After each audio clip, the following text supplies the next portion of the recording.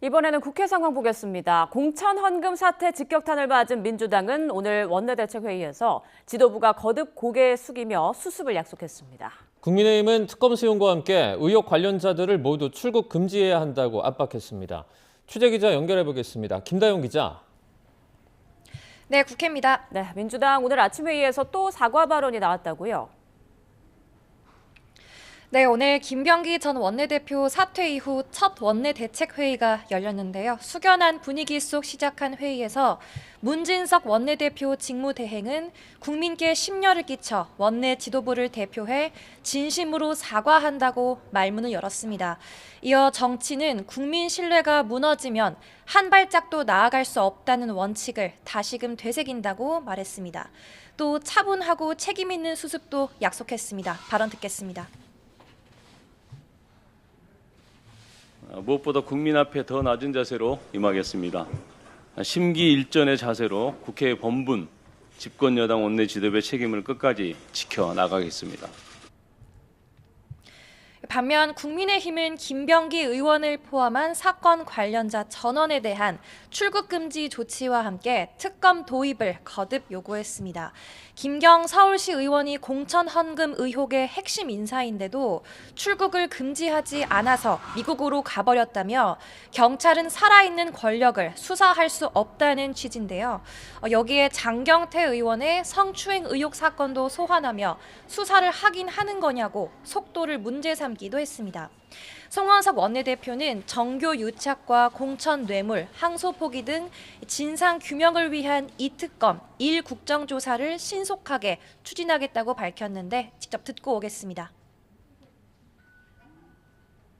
경찰의 칼로는 결코 권력형 범죄를 수사할 수 없습니다.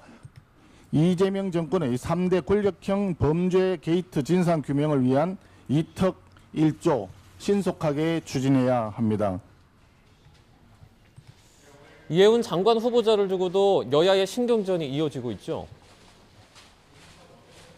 네, 그야말로 1일 1 의혹입니다. 보좌진 대상 갑질 폭언과 탄핵 반대 집회 삭발 강요, 자녀 입시 엄마 찬스, 영종도 땅 투기, 6년 새 110억 넘는 재산 급증 논란 등 각종 의혹이 계속 불거지고 있습니다.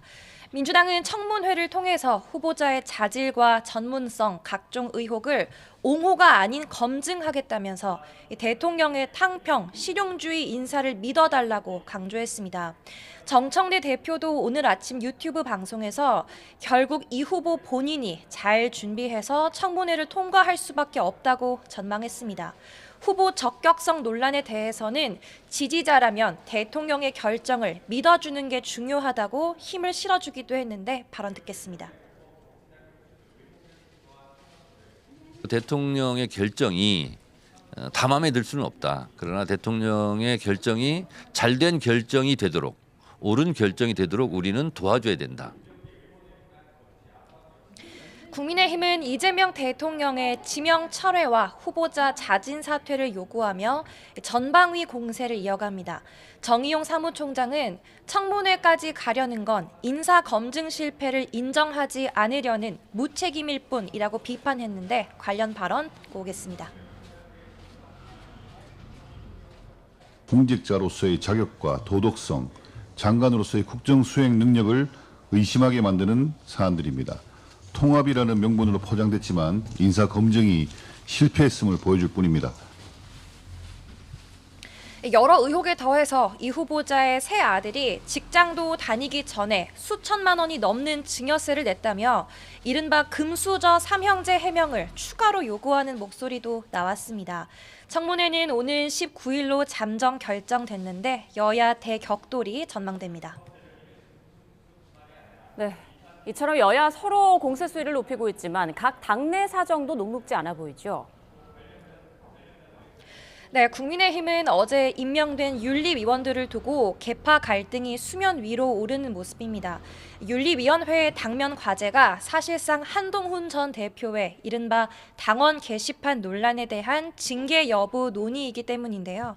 배현진 의원이 단체 대화방에서 윤리위원 일부가 통합진보당 출신, 또 정명석 JMS 총재 변호인이라는 얘기가 있다면서 지도부에 해명을 요구한 게 신호탄이었습니다. 이에 지도부가 통진당 출신설은 사실이 아니며 정명석 총재의 변론을 의뢰는 받았으나 사임한 거로 확인했다고 해명했지만 배 의원이 감당하지 못할 인사라면 임명을 재고해야 한다고 맞받으면서 불씨가 쉽사리 꺼지지 않은 모습입니다. 일부 위원은 비공개가 원칙인 명단이 일부 언론에서 실명 보도된 데 항의하며 임명 당일 사의를 표명했는데 명단 유출 경위를 의심하는 목소리도 나옵니다. 가뜩이나 김도읍 의원의 정책위 의장 사퇴로 분위기가 뒤숭숭한 국민의힘인데요. 김도읍 의원의 사퇴가 선 결집, 후 확장을 강조하는 장동혁 대표와의 엇박자에서 비롯된 거 아니냐는 해석도 나오는 가운데 쇄신한 발표 시점과 내용을 두고 지도부 고심이 더욱 깊어 보입니다. 민주당도 지도부 공백이 있기는 마찬가지입니다. 원내대표와 최고위원을 뽑는 전당대회급 보궐선거가 닷새 앞으로 다가오면서 교통 정리도 이뤄지는 모습입니다. 최고위원 3명을 뽑는 선거에는 친청계 당권파인 문정복, 이성윤 후보, 친명계 비당권파인 이건택, 강득구 후보 4파전으로 진행됩니다. 유동철 후보는 이재명 정부 성공에 집중하겠다며 오늘 사퇴했는데요.